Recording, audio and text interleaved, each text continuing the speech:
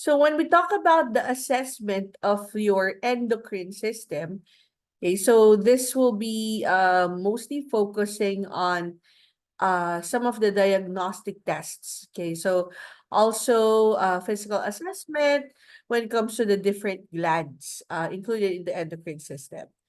So these are your learning outcomes for this session. So to be able to describe the anaphy and function of the different endocrine glands with their hormones and identify abnormal findings. Uh, Also to to outline the components of the assessment of the endocrine system. Included here is your assessment interview, physical assessment, and diagnostic tests. Also to differentiate considerations for assessment for different special populations, and of course, topics that nurses teach to promote healthy endocrine function across lifespan. Okay.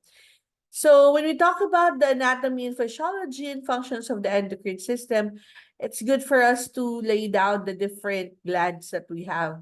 So of course, you have your pituitary gland, which we call as your master gland because of its role in directing other glands to release their hormones once the pituitary gland responds to the hypothalamus. The thyroid gland, of course, this releases your T3, T4, and calcitonin. Parathyroid gland releases your parathormone. Adrenal gland is divided into two portions. You have your adrenal medulla and adrenal cortex. Your adrenal medulla releases your catecholamines, meaning epinephrine and norepinephrine, while your adrenal cortex releases your glucocorticoids, mainly cortisol, your mineralocorticoids, mainly aldosterone, and of course, your sex hormones or androgens. Your pancreas has an endocrine function. The part of the islets of Langerhans is the one that releases of course, the alpha cells releases your glucagon, your beta cells releases your insulin, and your delta cells releases your somatostatin. So that's the endocrine aspect of the pancreas. The gonads, of course, this includes the ovaries of women that produces estrogen and progesterone, and of course, males, your testes that produces your testosterone. Okay, so these are the different, of course, glands of your endocrine system. So also this picture signifies the different location of the different glands. So the pituitary gland is located in the inferior portion of the brain. So kind of rests on the part of the brain known as your cilia turcica. So this is where your pituitary gland rests. So it's only half an inch in diameter, and yet it releases so many hormones, So when we talk about the pituitary gland. Of course, you know where your thyroid and parathyroid glands are located. So it's in the anterior portion of the trachea. So it's in the neck portion. The adrenal glands are located on top of its kidneys. You know, your pancreas, part of your digestive system, and of course, ovaries for females and testes for males.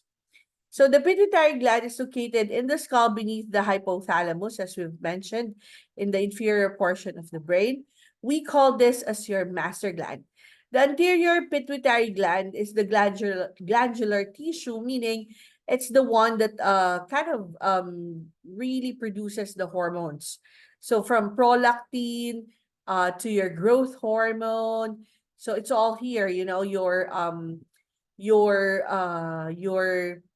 ACTH, also it's in the anterior pituitary gland. You also have here your thyroid stimulating hormone, TSH. Here also you will find your follicle stimulating hormone, your luteinizing hormone. So again, it's all here in your pituitary gland. Okay. So your posterior pituitary gland, on the other hand, is the extension of the hypothalamus.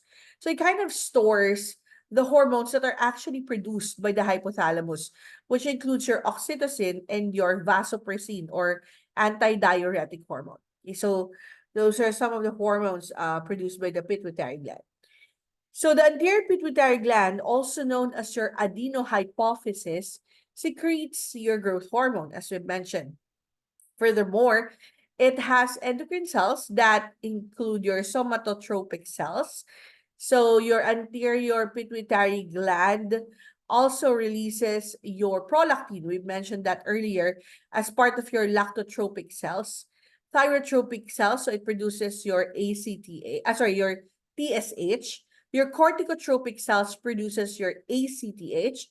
And of course, your gonadotropic cells produces your FSH and LH. Your somatotropic cells produces your growth hormone. The somato means body.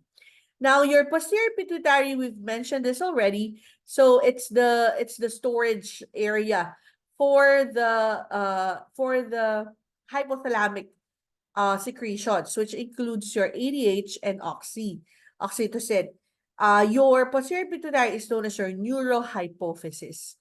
Okay, so for you not to like confuse, is it adeno for anterior or posterior neuro? So anterior adeno, AA, right? So or posterior neuro because it's the one that releases uh the um the enzymes that are actually coming from your hypothalamus. So neurohypophysis, okay? Okay. So this is the location of the pituitary gland.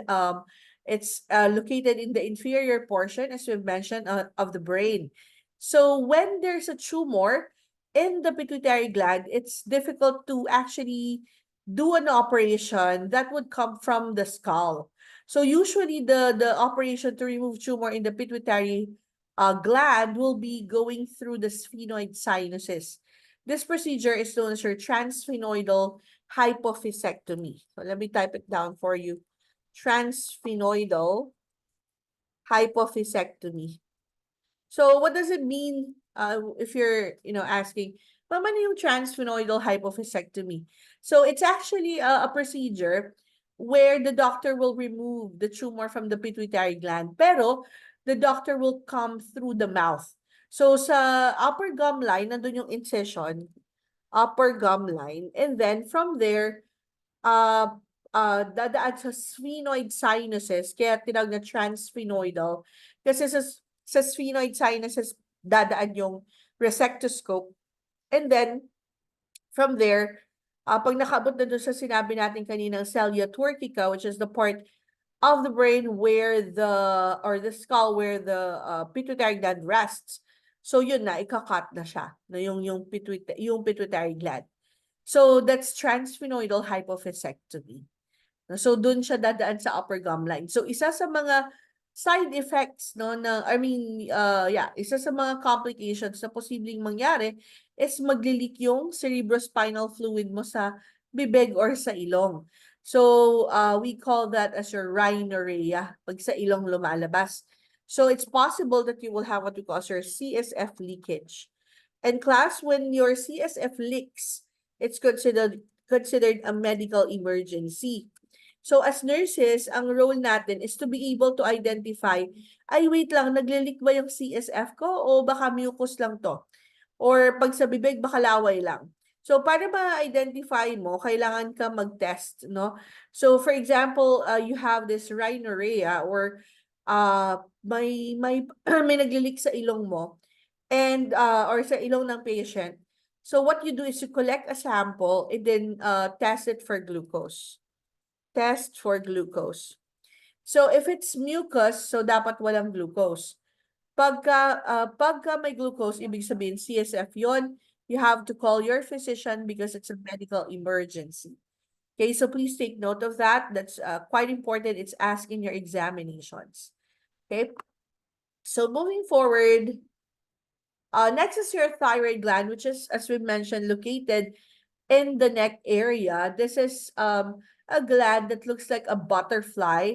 Has parang yung wings niya naka-envelope dun sa anterior portion ng trachea, no? So it maintains, so the thyroid gland produces three types of hormones. You have your T3, T4, and your thyrocalcitonin. So the T3, T4 is mostly responsible for metabolism. So it increases everything like it increases your vital signs, it increases your metabolism, and increases growth, of the tissues. So even brain maturation sa thyroid hormones po yan. Okay? So for you to easily recall, your thyroid hormones, bali T4 is inactive.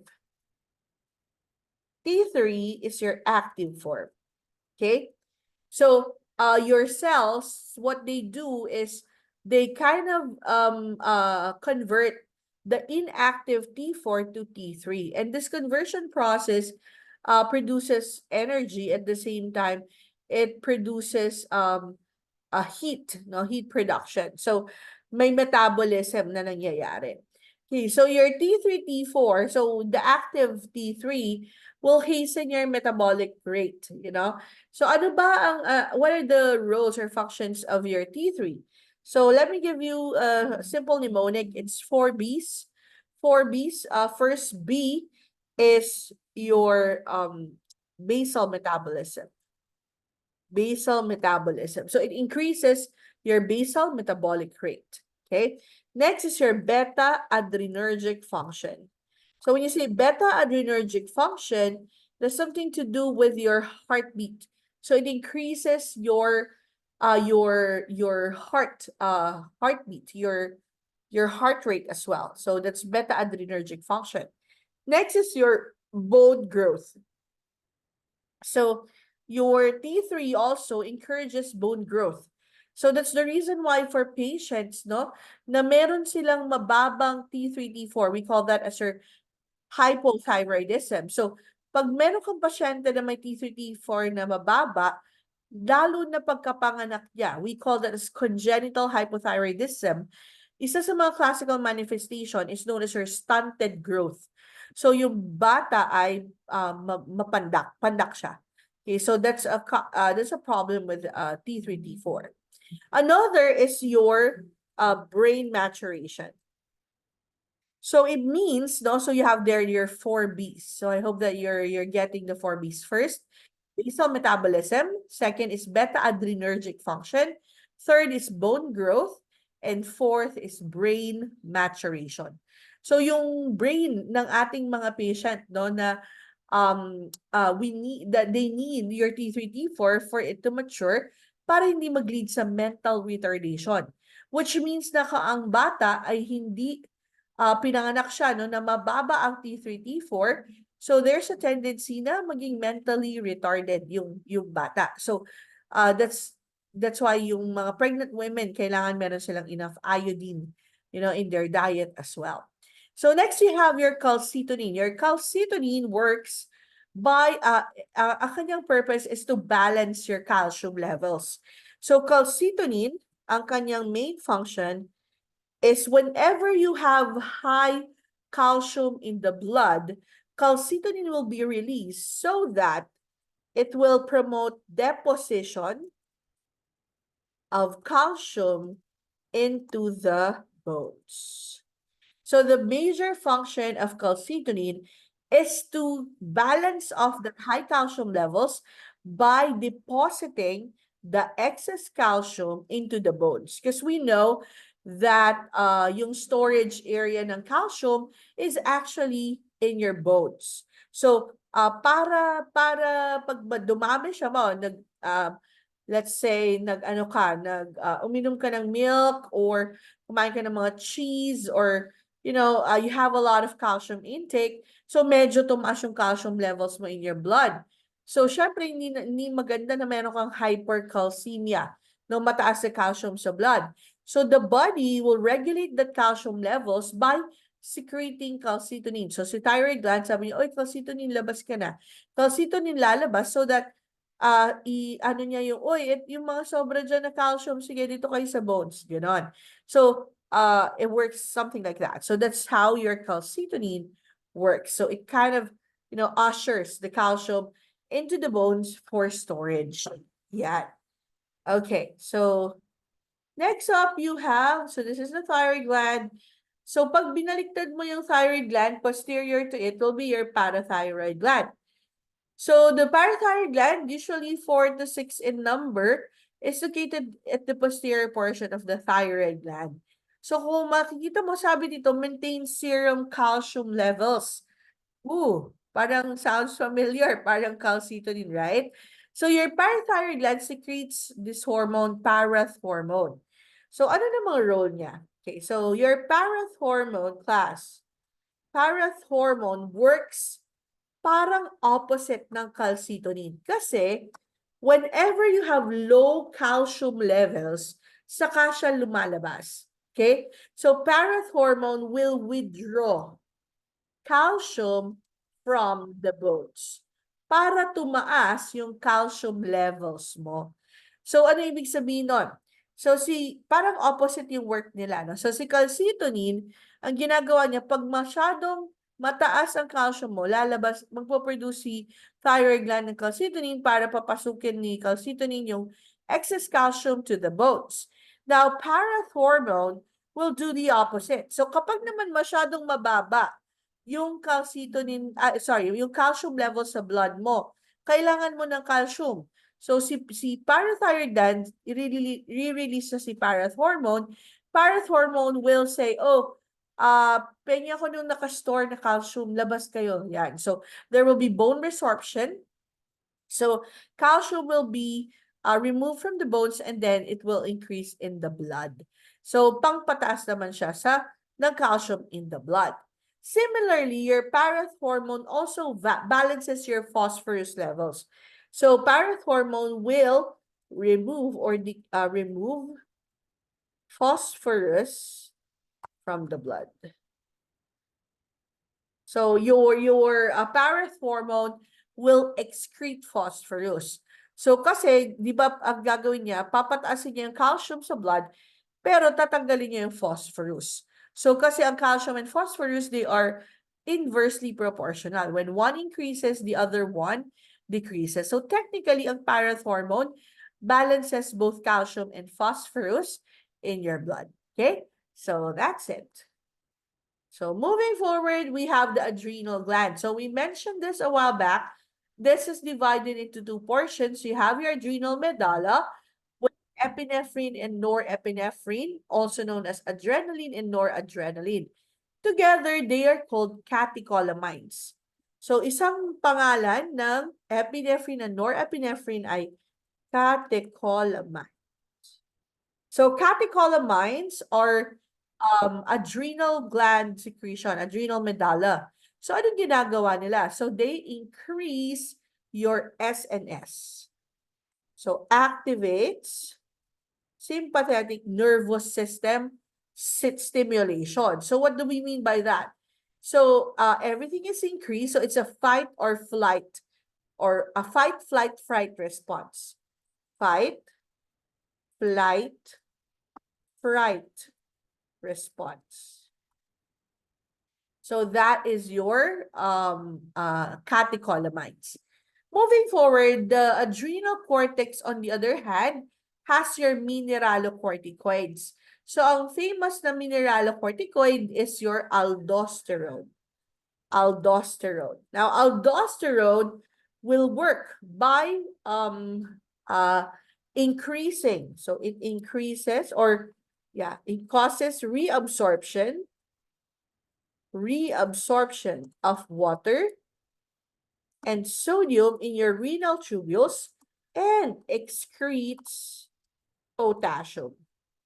So, yan ang role ng aldosterone. Reabsorbs water and sodium and excretes potassium.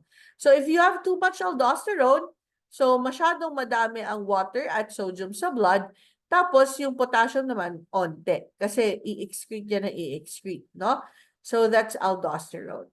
So, the other one is your glucocorticoids. So, glucocorticoids, ang famous dyan is your cortisol. So, cortisol is your stress hormone. So, aside from being a stress hormone, ibig sabihin pag stress out ka, nare-release yung cortisol. Tumataas ang cortisol levels mo pag stress ka. Kaya, tumataas din yung sugar mo.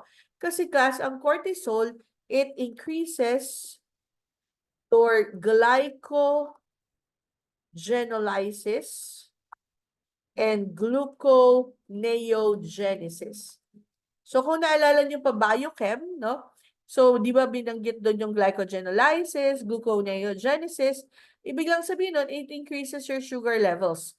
Kasi yung glycogen, yun yung stored glucose, di ba? So ibabalik niya into glucose, tataas ang glucose levels mo.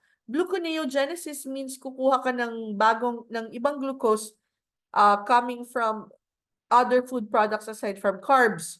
So fats. So yun yung pinafacilitate ng cortisol. Cortisol also affects your immune system. So it has an anti-inflammatory effect. So meron siyang anti-inflammatory effect, kind of suppresses the immune system. So, ibig sabihin, class, if you're stressed out, you're more prone to infection. Bakit, ma'am? Eh, kasi ang taas ng cortisol levels mo eh. Stress na stress ka sa mga, ano mga pinagkaka-stressan nyo today, class. Sige nga, can you give me some stressful things na kinakaharap nyo ngayon? Can you give me sample of stressful? Socialization? What do you mean socialization? Ano ibig sabihin ng socialization? Like making friends? Why socialization so hard? Di ba socialization is like parang ano nga yan, nakaka-unwind? Kasi if activity for psych? Di ba ako psych nyo? Okay. Is it RLE? Bakit naman nakaka-stress? Lahat daw ng requirements sa one. RLE. It's so funny. Bakit naman nakaka-stress ang socials? NCP. Okay, ang daming ginagawa. I understand. Well, actually, because you're RLE kasi, maraming professor, tama ba? So, I think, syempre, parang each one would want to, suggest an activity, I guess. So, ayun. Actually, that's also the reason why I don't give much, like, things to do. Not too much, for lecture kasi alam ko medyo loaded na sa RLE. So, I kind of focus more on lecturing with the Actually, medyo baka i-remove ko na rin yung reporting. Kasi supposed to be finals will just be reporting for the different disorders. Pero parang naisip ko na, so that's a lot more preparation for you guys. So, I could do just the lecture of it all.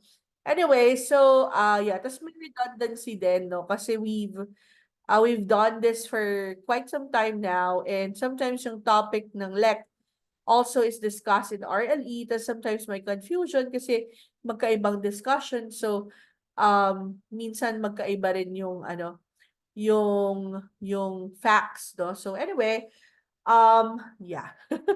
I understand. So if you're stressed out dun sa mga ganyang gawain, so malamang ang nangyayari, you have lack of sleep and all that. So yung cortisol mo tataas. And isa nga sa mga nangyayari if mataas yung cortisol natin is nasusuppress yung immune system natin, which makes us more prone to infection, to diseases, di ba? So yun, kaya nga ang daming mga stress-induced na sakit. No?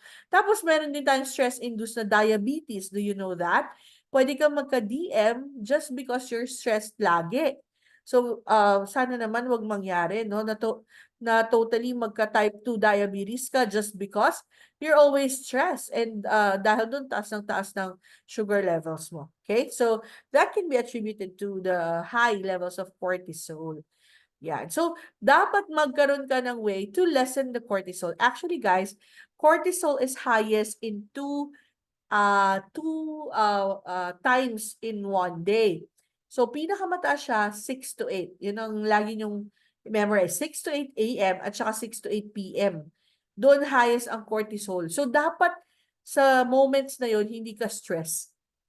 Kaso nakakatawa kasi yun pa naman yung mga rush hour usually, no, 6 to 8. So, yun talaga yung stress na stress ka doon. So, anyway, so kasi yung 6 to 8 parang papasok ka, tapos yung 6 to 8 naman uuwi ka, di ba? So parang medyo stressful. So, dapat dun sa time na daw na yun, meron kang activity na gagawin para malasan yung cortisol release. Yan. So, oh, kayo guys, no, as students, so ano ba yung mag-isip na kayo ng pang-paano, ang tawag ito, de-stress. Yan.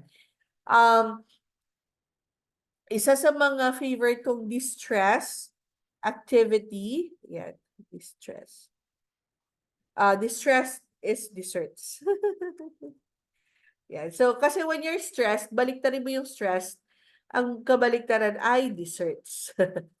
'Di ba? So, pag binaliktad mo daw yung stress mo.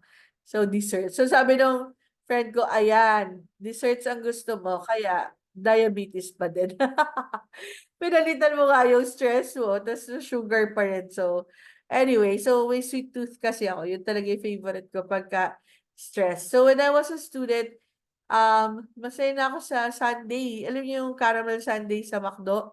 Kasi nung estudyante ako, parang 25 pesos lang yun o 20 pesos, di ko na maalala. Basta somehow, afford siya compared sa yung ibang products na medyo mamahalin. Bawa, Starbucks, ganun, di ko yun afford nung estudyante ako. Parang first time ko nakapag-Starbucks, na ako, professional na ako. Tapos, libre pa yun. So, anyway, so that was before. Pero kasi ngayon, na siya, necessity na siya kasi usually yung mga meetings, no, it's usually done in coffee shops now. So, pero before talaga, nung estudyante ako, hindi ko afford, hindi ko afford yan. Hanggang 3-in-1 lang ako kasi dati ang 3-in-1 para 5 pesos lang.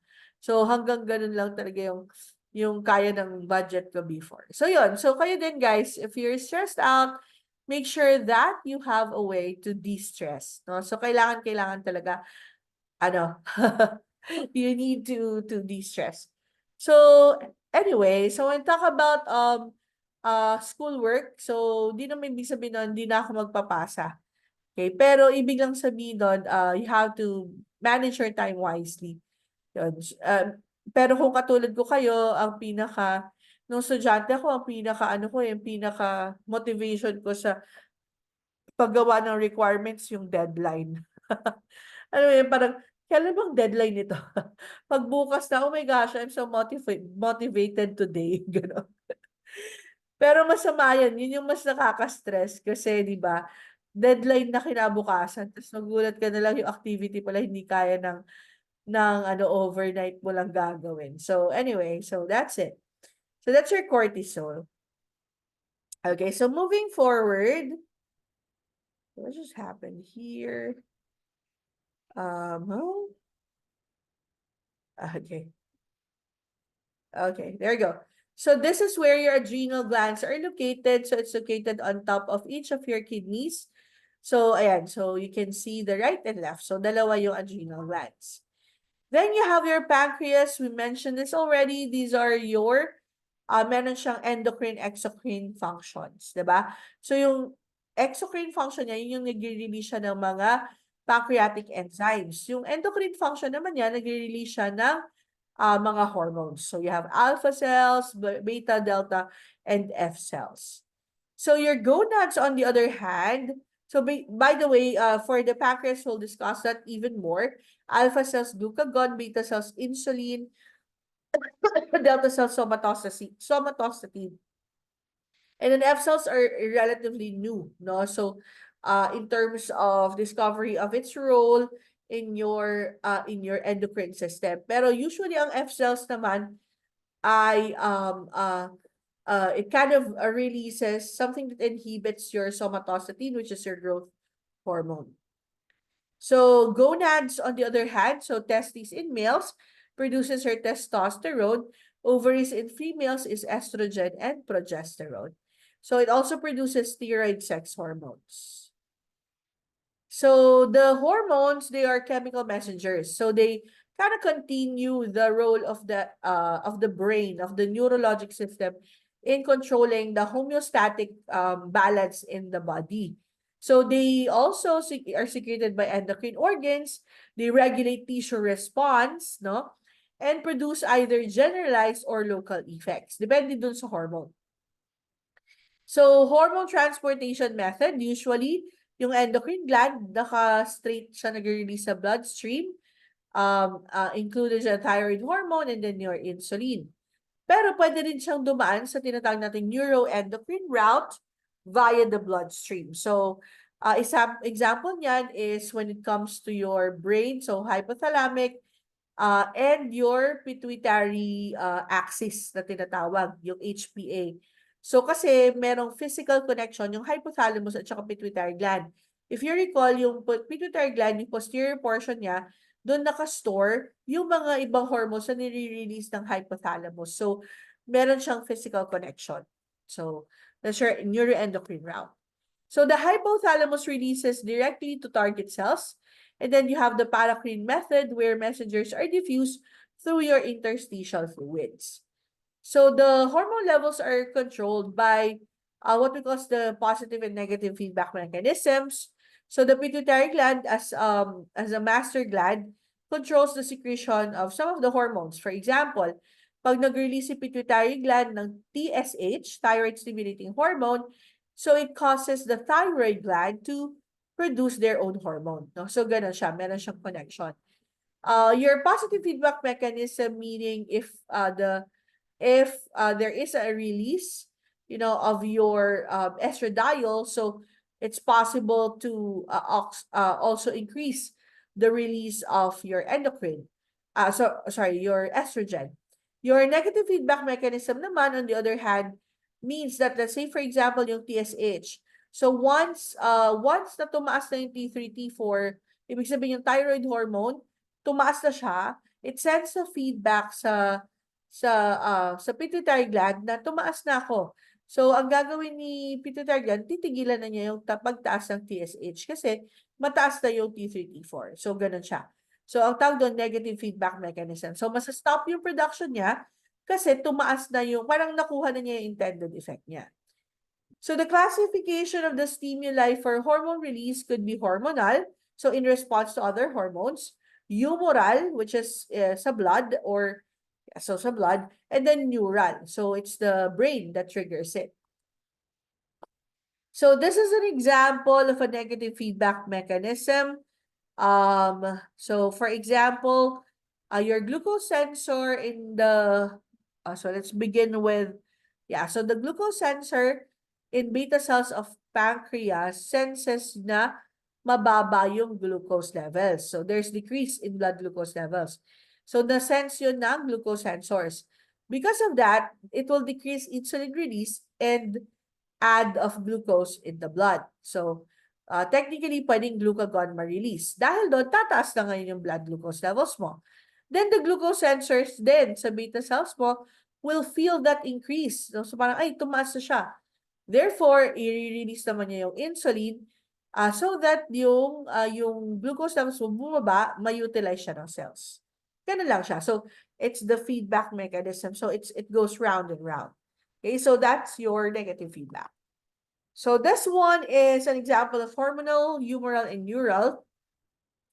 So, hormonal is the hypothalamus, which secretes the hormone to stimulate the anterior pituitary gland to release their own hormone. And then, the hormone that release will be triggering the specific gland.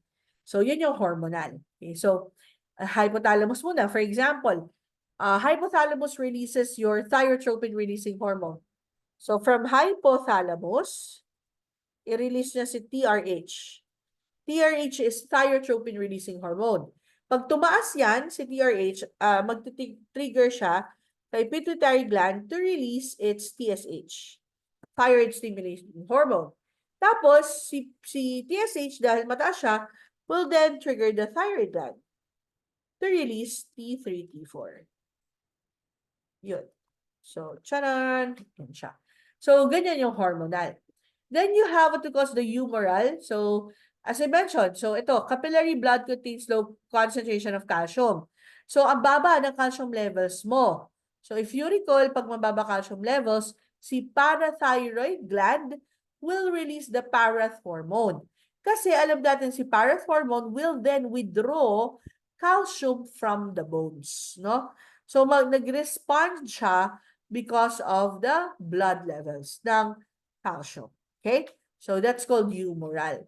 Then you have neural. So neural naman, so this is the preganglionic SLS fiber stimulates your adrenal medulla cells. Then your adrenal medulla cells triggers yung CNS mo will then trigger your adrenal medulla to release your epinephrine and norepinephrine. Yan. So, nangyayari yan, halimbawa, kailangan mo na adrenaline. For example, may sunog.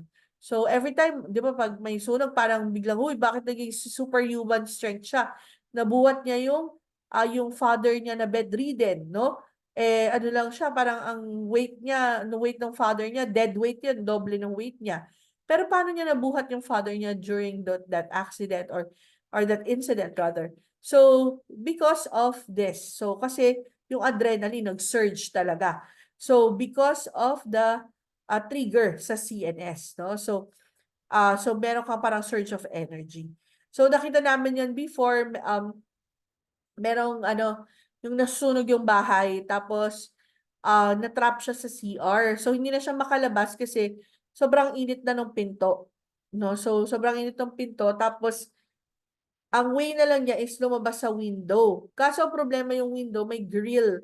Alam niyo yung mga grills ng window, di ba? Grabe talaga ang nangyari na natanggal niya yung grills. I mean, yung parang isang bakal para makalabas siya. Tapos nung after na nung na fire out na, parang pumunta siya sa parang paano ka nakalabas? Ganun sila kasi babae siya eh.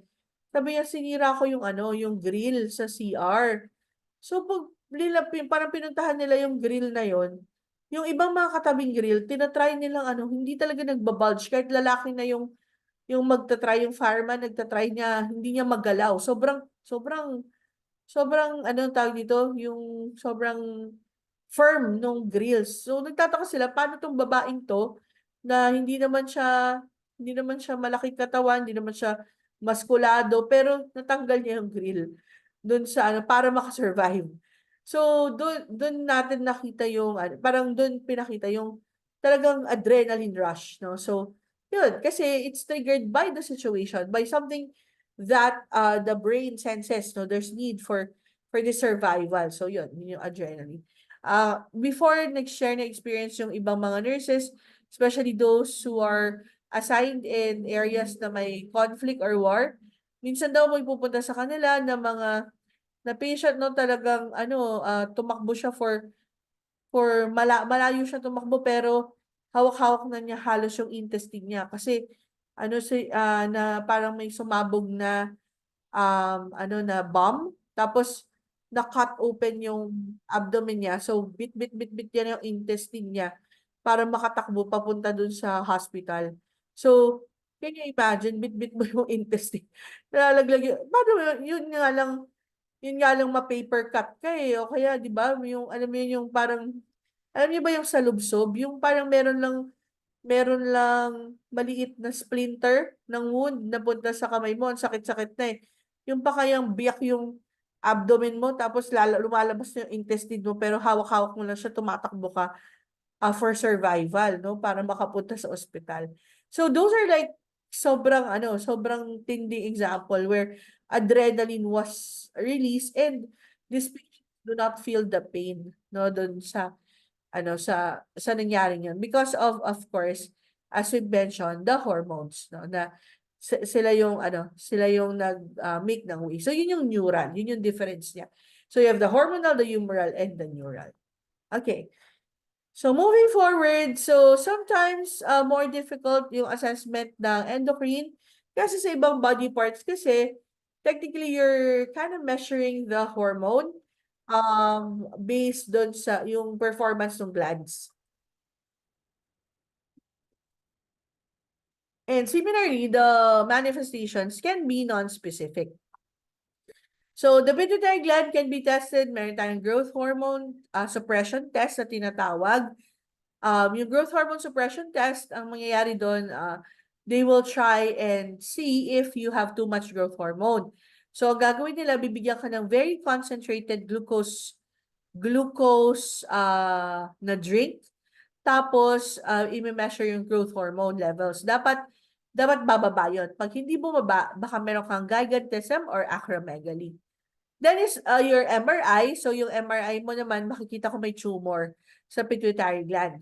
Then you have your somatomedin C. So, it's your insulin-like growth factor.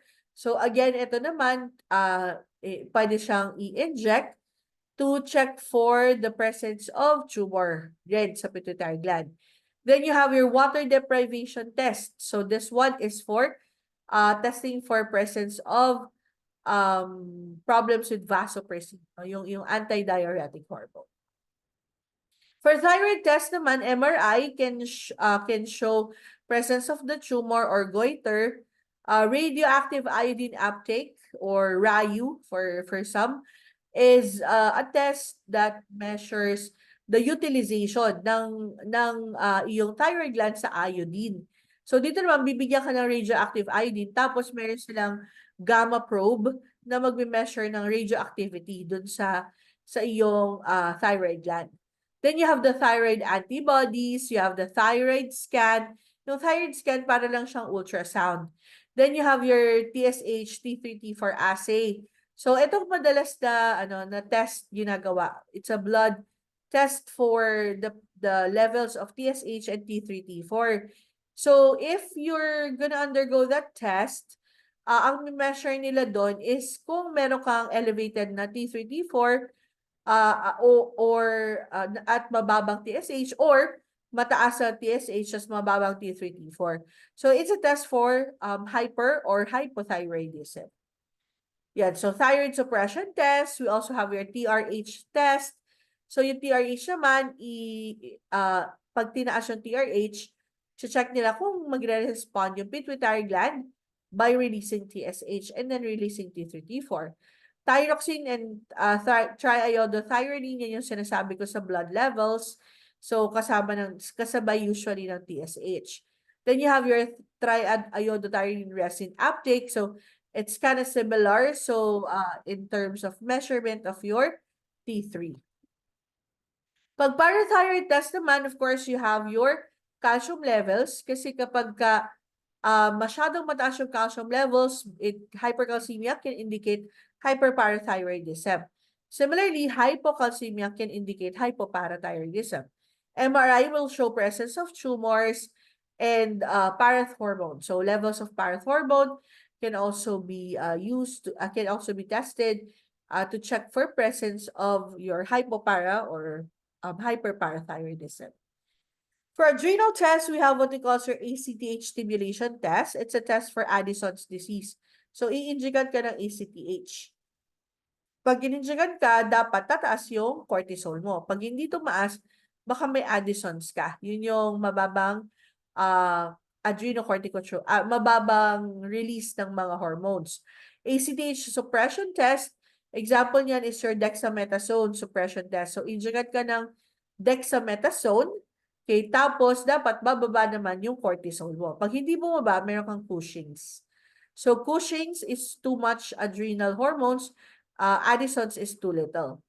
Then you have aldosterone. So for aldosterone, minimeasure nila to check for if you have what we call your Conn's syndrome. That's your primary hyperaldosteronism. And then of course, they measure ACTH. Usually, meron siyang 2 beses, sabi ko sa inyo, mataas to, no? Which causes also elevation in cortisol. So, sa umaga, 6 to 8 at sa gabi, 6 to 8. CT scan, yan. So, CT scan ng abdomen kasi di ba yung adrenal gland nasa ibabaw ng kidney. So, usually, yung CT scan, doon makikita ko may tumor doon. Cortisol, ayan, late night cortisol test. So, yung measurement ng levels noon. 17 ketosteroids, MRI of the adrenal glands, and MIBG scan. So, MIBG scan actually is your meta-iodobenzylguanidine scan. So, meta-iodobenzylguanidine scan. Maybe you're wondering, ano yan, ma'am? So, the meta-iodobenzylguanidine is actually the parang radioactive dye na ginagamit nila para makita mas malinaw yung tumor sa adrenal medulla. So MIBG scan is usually a test for the presence of tumor in the adrenal medulla. So this is known as your pheochromocytoma. The disease is pheochromocytoma. Pag sobrang dami mong adrenaline, pheochromocytoma. Okay? So pancreatic endocrine tests. So for the pancreas, you have CT scan, fasting blood sugar, kasi syempre kung meron kang tumor doon, pati sugar levels affected, OGTTs, oral glucose tolerance test. So this measures, dapat kapag binigyan ka ng concentrated glucose levels, hindi siya sobrang tataas, you know. So you have the OGTT, actually it's a test also for gestational diabetes. Glycosylated hemoglobin is one of the important tests for diabetes kasi it reflects your glucose levels for the last 3 months. So it's HbA1c, no? So glycosylated hemoglobin. So kapag kayo po ay parang sinasuspect ng doctor na may diabetes, so HbA1c will be ordered. C-peptides, MRI of the pancreas are also noted as part of pancreatic tests. So as for genetic influences, the endocrine disorders in the immediate family, of course, can affect the presence of endocrine diseases sa sa offspring. So family history of diseases dapat kinukuha yan. That's why kung naalala nyo, kapag nag-interview kayo, lagi nyo tinanong, do you have history of diabetes? Do you have history of pancreatic cancer? So, kasi po siya, part po siya ng interview. Tapos, siya, syempre, genetic influences. So, kapag sa family may ganon, lalo na yung mga napapasa genetically sa genes, no? Like, dwarfism. So, yung dwarfism, di ba? Napapasa siya. It's autosomal dominant. So, ibig sabihin, pag meron kang isang parent, kahit isang parent lang na dwarfism, pwedeng may pasa yun sa'yo. So, that's why we often ask about endocrine disorders. So in women, problems with pregnancy, menstruation, and or menopause can be associated with hormonal imbalances. No? So alam naman natin yan, we're familiar with PCOS. It's an endocrine disorder then. Okay, so yeah, so we are affected in fertility as well. Manifestations that might indicate genetic disorder during physical assessment are also noted. So for the health assessment interview, we analyze the onset, characteristic, course, severity, precipitating and relieving factors, and associated symptoms of the endocrine function. So health history is very important to trace if such a condition is possibly genetically passed on. Changes in normal growth and development is also noted kasi baka meron siyang endocrine leadings.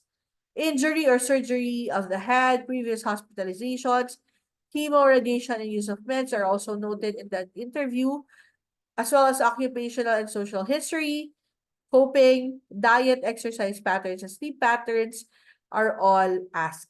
Kasi ito po makaka-affect doon sa hormone levels, no? So, kaya nga yung may mga dito, so sa mga ladies na irregular menses, di ba? Pag meron kang PCOS, isa sa mga sasabihin sa'yo ng doctor, diet, need mo mag-exercise, need mo mag-sleep ng 8 hours at night. So, yung mga ganyan, it's important because hormones are affected by the normal, like the balance in our body. So, kapag hindi balance, no, yung mga, natin, yung mga, what do you call this? Pag hindi balance yung processes ng katawan natin. So, doon nangyayari na maapektuhan yung hormone levels natin. Okay? So, these are very important. So, in terms of physical assessment, for the thyroid gland, you palpate it.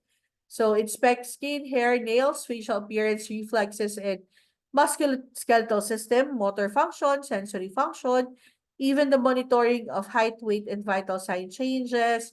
Tapos, hypocalcemic tetany, we assess that for yung mga patient natin pag may parathyroid disorders. Ganyan. So this is an example, class, of how to palpate the thyroid gland from behind your patient. So for sure, in your physical assessment before, nadaanan nyo naman siguro yan. Yeah. So yung thyroid gland palpation.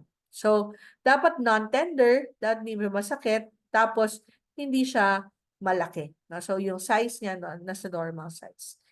Okay, so yeah. So that's how you assess your endocrine glands, no? Charan! Okay, so we're done. So class, do you have any questions?